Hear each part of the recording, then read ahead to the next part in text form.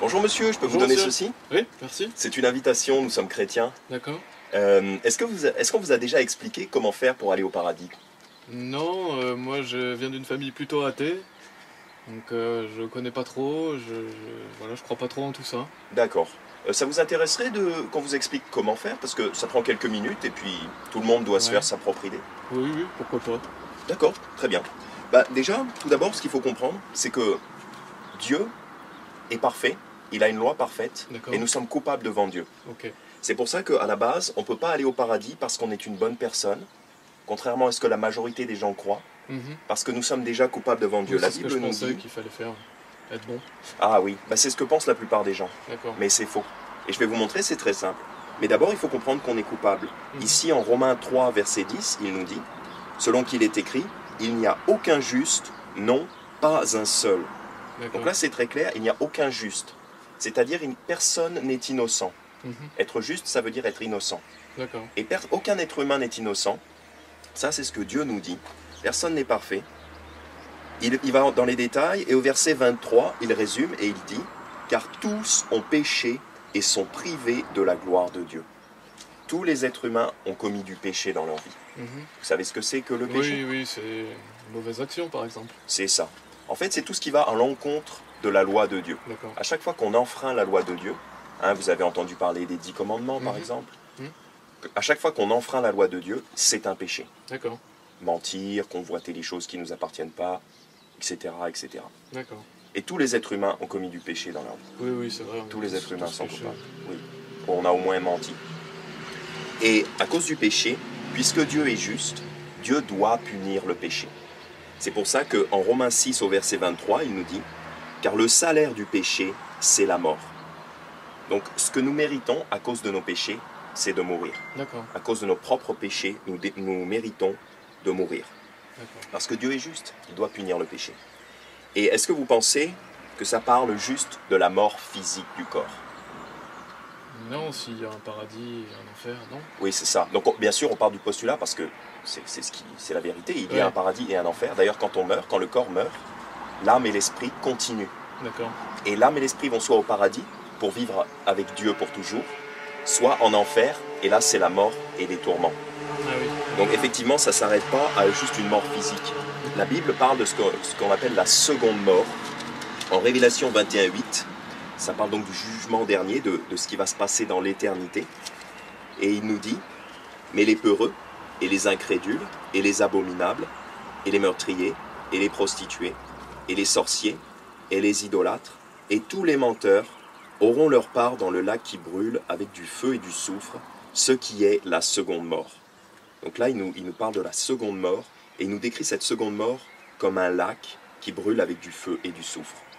Et à votre avis, où est-ce qu'on mérite tous d'aller selon ce verset-là?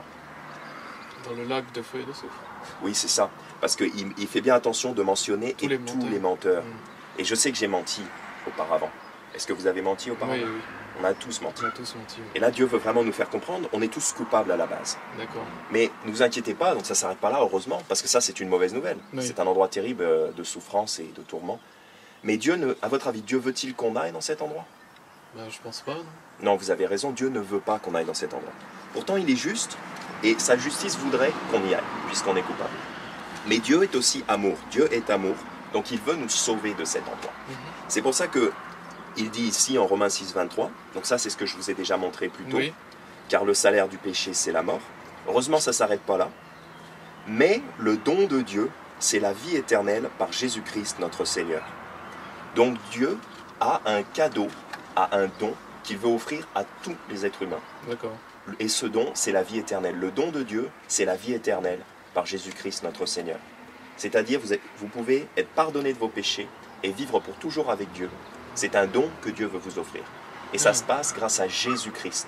D'accord. C'est pour ça que nous prêchons Jésus-Christ, nous ne prêchons pas un autre Dieu. D'ailleurs, Jésus lui-même a dit, « Je suis le chemin, la vérité et la vie. Personne ne vient au Père que par moi. » C'est-à-dire personne ne va au ciel, personne ne va devant Dieu le Père que par Jésus-Christ. D'accord. Alors ce qui s'est passé, c'est que Jésus-Christ est né de la Vierge Marie. Donc déjà un miracle, une naissance miraculeuse, puisque naître d'une Vierge c'est un miracle. La Bible dit à propos de Jésus, à propos de sa naissance, « Voici Une vierge sera enceinte, et elle enfantera un fils, et on le nommera Emmanuel, ce qui signifie Dieu avec nous. D'accord. Donc son nom c'est Jésus-Christ, c'est le nom le plus exalté de tous les noms. Mais on peut aussi l'appeler Emmanuel, ce qui est juste un nom hébreu qui signifie Dieu avec nous. Ah oui, d'accord. Donc Jésus-Christ, le Fils de Dieu, était Dieu dans la chair. La Bible dit Dieu a été manifesté en la chair. Donc le Fils de Dieu, Dieu dans la chair, a marché parmi les hommes il y a environ 2000 ans. Il faisait beaucoup de miracles. Il soignait les gens, il prêchait la parole de Dieu, il a même fait des résurrections, il a ressuscité certaines personnes. Oui. Et vous savez ce qui est arrivé à Jésus-Christ? Il est mort, non? Oui, c'est ça, il est mort, et en fait il a même été tué. Mais il était bon, il n'a jamais rien fait de mal. La Bible dit, il a été tenté en tout point comme nous le sommes, cependant sans péché. D'accord, oui, il était parfait. Il est parfait car il est Dieu. D'accord. Et Dieu ne pêche pas, il n'y a aucun péché en lui. Oui. Et pourtant, les hommes de l'époque, beaucoup d'entre eux l'ont détesté et ils l'ont crucifié. Ici, en Acte 2, au verset 23, à propos de Jésus, la Bible dit aux Juifs, donc les Juifs de l'époque, « Vous l'avez pris, et par des mains iniques, c'est-à-dire méchantes, et par des mains méchantes, vous l'avez crucifié et fait mourir. » Donc ils l'ont crucifié et fait mourir. Mais Jésus-Christ, personne ne l'a forcé à aller à la croix. Il y est allé volontairement, par obéissance à son Père et par amour envers les hommes. D'accord. D'ailleurs, je vous montre ça. En Romains 5,8, la Bible dit « Dieu fait valoir son amour envers nous, en ce que, lorsque nous étions encore des pécheurs, Christ est mort pour nous. » Donc même si on était pécheurs, coupables devant lui, Dieu, par amour, a envoyé son Fils Jésus-Christ mourir pour nous. D'accord. Et en fait, il est mort pour nous Je savais pas ça. parce que c'est ça, en fait, le centre, le cœur de l'évangile, c'est que Jésus-Christ est mort pour nous et que miraculeusement, quand il était sur la croix, son Père a mis les péchés du monde entier sur son Fils Jésus-Christ. Et donc, quand il était sur la croix, il portait les péchés du monde entier. D'accord. D'ailleurs, la Bible dit qu'il lui-même a porté nos péchés en son propre corps sur le bois. Il a porté nos péchés en son corps sur le bois. Donc, il était puni à notre place. Il était offert en substitution, en rançon pour nos péchés. Il a payé pour nos péchés. Donc, il est mort, il a été enseveli. Et vous savez ce qui est arrivé un petit peu après? Non, Alors, je me souviens plus. la bonne nouvelle, c'est que nous n'adorons pas un Dieu mort, car Jésus-Christ est ressuscité d'entre les morts. Ah oui, oui, parce que Dieu est vivant. Parce que Dieu est vivant. Je Amen. comprends. Un être humain normal serait resté mort, mais Jésus-Christ n'est pas resté mort, car il est Oui, je Dieu. comprends. Je vous ai montré ça tout à l'heure. Par des mains iniques, vous l'avez crucifié et fait mourir, donc Oui. il est mort. Mais Dieu l'a ressuscité, ayant rompu les liens de la mort, parce qu'il n'était pas possible qu'il fût retenu par elle. Donc Dieu a ressuscité son Fils Jésus-Christ. Et c'est ça la bonne nouvelle. Parce que ça, c'est la preuve qu'il a le pouvoir de vous pardonner de vos péchés et de vaincre la mort. D'accord. Ça prouvait aussi qu'il était Dieu, qu'il est Dieu. Donc il a fait ça pour payer pour les péchés du monde entier. La Bible dit, à propos de Jésus, c'est lui qui est la propitiation, c'est-à-dire le paiement. C'est lui qui est la propitiation pour nos péchés, et non seulement pour les nôtres, mais aussi pour les péchés du monde entier. Donc il a payé pour le monde entier, pour payer pour les péchés du monde entier. Mais à votre avis, est-ce que tout le monde va automatiquement aller au paradis et être pardonné de ses péchés? Non, parce qu'il y a un enfer. Voilà, c'est ça. Ça existe. Et pourtant, c'est très très simple, donc je vous montre tout de suite ce que vous devez faire pour bénéficier de ce que Jésus a fait. Oui. Mais il y a quand même quelque chose que vous devez faire. Alors la question est posée très clairement en Acte 16 au verset 30. C'est un monsieur qui veut savoir comment faire donc, pour être pardonné, puisqu'il a peur de Dieu à ce moment-là. Puis, les menant dehors, il leur dit « Messieurs, que faut-il que je fasse pour être sauvé ?»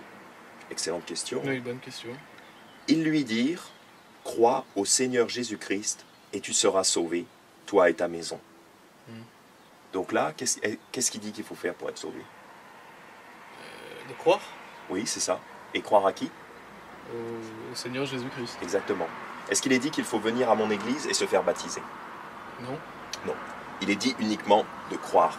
Parce que tout à l'heure, on a vu, le salaire du péché, c'est la mort, Oui. mais le don de Dieu, c'est la vie éternelle par Jésus-Christ, notre Seigneur. Donc c'est un don, c'est pour ça que la seule chose que vous devez faire pour le recevoir, c'est juste de croire en lui. D'ailleurs, si je vous disais ceci est un don, mais que je vous disais vous devez venir à mon église et vous faire baptiser, et ce sera un don. Est-ce que ce serait toujours un don? Non, c'est plus un cadeau. C'est ça, ce serait plus un cadeau. Ce serait plus un cadeau. Parce que ça va vous coûter de venir à mon église. Oui. Ça va vous coûter de l'essence, du temps. Mais avec Dieu, le don de la vie éternelle, c'est un don 100% gratuit. Tout ce que vous avez à faire, c'est de croire en Jésus-Christ. D'accord. D'ailleurs, la Bible dit en Jean 3,16 « Car Dieu a tellement aimé le monde qu'il a donné son seul Fils engendré, afin que quiconque croit en lui ne périsse pas, mais qu'il ait la vie éternelle. » Donc là encore, il nous dit « Quiconque croit en lui ». Et là, c'est-à-dire croire en lui, c'est-à-dire avoir confiance en lui. Avoir confiance, croire que Jésus-Christ est mort sur la croix, qu'il a été enterré, et qu'il est ressuscité d'entre les morts pour payer pour vos péchés. Donc, si on croit en lui, on a la vie éternelle. Je crois en Jésus-Christ, j'ai la vie éternelle. Ça, c'est une certitude. À votre avis, est-ce que, si jamais dans ma vie, donc dans 2 ans ou dans 5 ans, je m'éloigne de Dieu et je vais jusqu'à commettre un grave péché, est-ce que vous pensez que Dieu peut m'envoyer en enfer? Non. Vous avez parce raison. que c'est la vie éternelle, ça veut dire pour toujours. C'est ça, exactement. Éternel, ça veut dire pour toujours. Donc si j'ai la vie éternelle, et j'ai la vie éternelle en Jésus-Christ, j'ai la vie éternelle. Si je la perds, c'était pas éternel. Oui, c'était pas éternel. Donc je peux pas la perdre. Ça, ce serait une contradiction. Quand on est sauvé, on est toujours sauvé. C'est ça la bonne nouvelle, parce qu'après, on n'a plus besoin de se faire du souci. C'est réglé. Mais je comprends. C'est réglé une fois pour toutes. D'ailleurs, Dieu dit, voici l'alliance que je traiterai avec eux après ces jours-là, dit le Seigneur. Je mettrai mes lois dans leur cœur et je les écrirai dans leurs pensées. Il ajoute, et je ne me souviendrai plus de leurs péchés ni de leurs iniquités. Donc Dieu fait un contrat avec nous quand on croit en son Fils Jésus-Christ. D'accord. Ce contrat, c'est qu'il oublie tous nos péchés. Il les oublie. Donc c'est pour ça qu'on est libre, on est tranquille. Alors vous, monsieur, vous avez reconnu que vous étiez un pécheur, Oui. comme tout le monde, comme chacun d'entre nous. Et où est-ce qu'on mérite tous d'aller à cause de nos péchés, à la base? Oui, en enfer. En enfer. Oui, c'est ça. Amen. Et est-ce que vous croyez du coup que Jésus-Christ est mort pour vous sur la croix, pour payer pour vos péchés? Il est mort pour tout le monde. Oui, amen, Oui. c'est ça. Et vous C'est ce y que croyez, aviez vous? dit. Oui, j'y crois, oui, parce qu'il est mort pour moi aussi, oui. Amen, amen, absolument. Comme vous aviez dit. Oui. Et vous croyez qu'il est ressuscité d'entre les morts? Je sais pas trop s'il est ressuscité d'entre les Vous morts. voulez que je vous montre un peu plus? Oui. Parce que c'est important la résurrection, parce que, et étant ressuscité, Jésus a le pouvoir aussi de vous ressusciter. Donc tout à l'heure on a vu ça, Dieu l'a ressuscité, mais pas loin dans le même passage, il y a ce verset, donc qui nous parle d'une prophétie de l'Ancien Testament, qui nous dit, prévoyant cela, il dit, donc c'était le prophète David, il dit de la résurrection du Christ, que son âme ne serait point laissée dans l'enfer, et que sa chair ne verrait point la corruption. Dieu a ressuscité ce Jésus, nous en sommes tous témoins.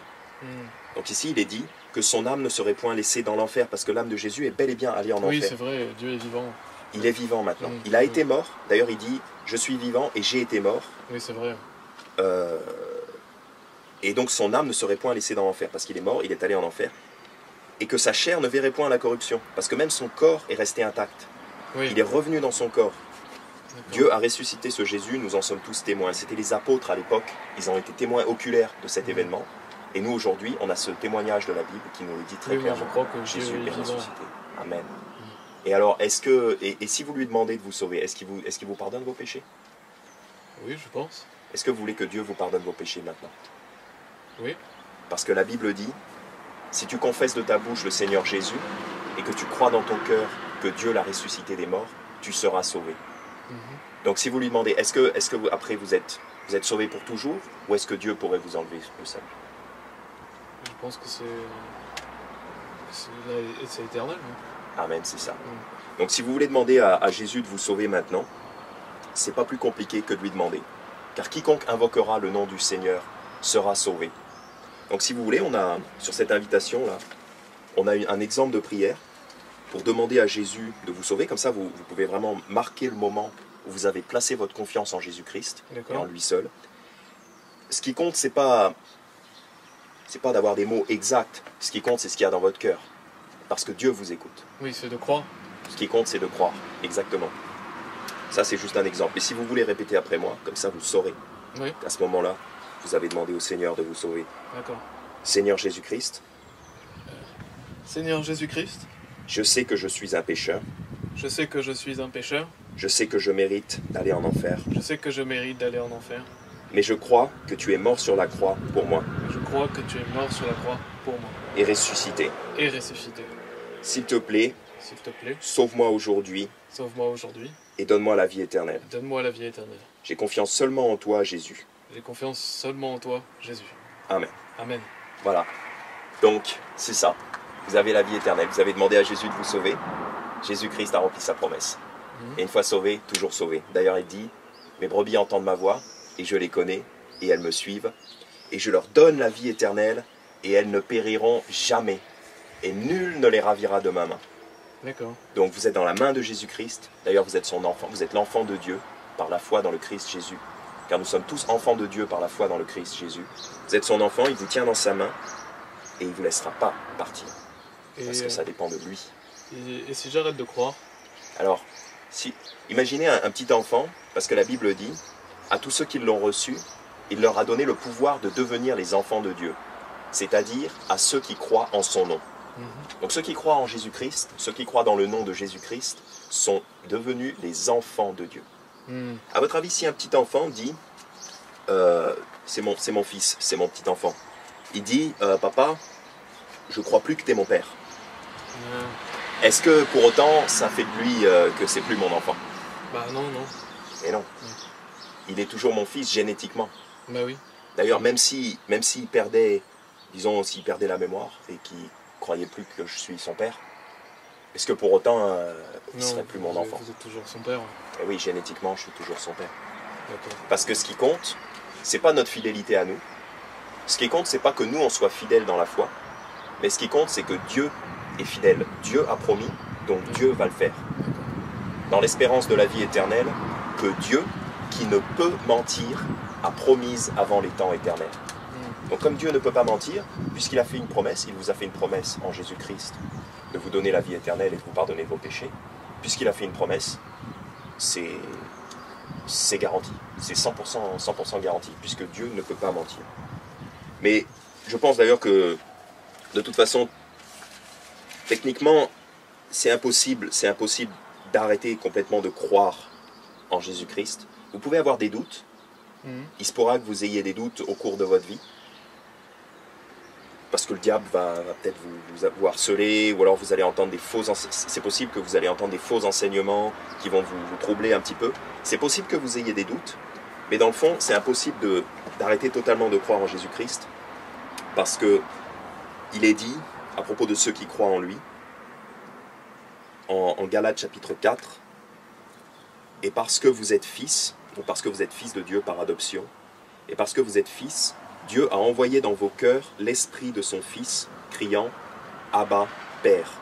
Donc quand vous êtes en Jésus-Christ, quand vous croyez en Jésus-Christ, Dieu vous donne son esprit, Dieu vous a donné son esprit. Ah, et cet esprit vous rappellera toujours que vous êtes un enfant de Dieu. Oui. L'esprit de son Fils criant « Abba, Père ». Donc vous avez l'esprit d'adoption. C'est pourquoi tu n'es plus un serviteur, mais un fils. Et si tu es un fils, alors tu es un héritier de Dieu à travers Christ. Oui, je comprends. Donc comme vous êtes enfant de Dieu, vous êtes son héritier, et vous avez l'esprit, vous avez le Saint-Esprit en vous, qui vous rappelle, qui vous dit « Je suis le Fils de Dieu » en Jésus-Christ. Très bien. Et c'est l'Esprit qui vous scelle. L'Esprit vous a scellé jusqu'au jour de la rédemption de votre corps. D'accord. Et nous sommes frères, monsieur. Merci. Ben, avec plaisir.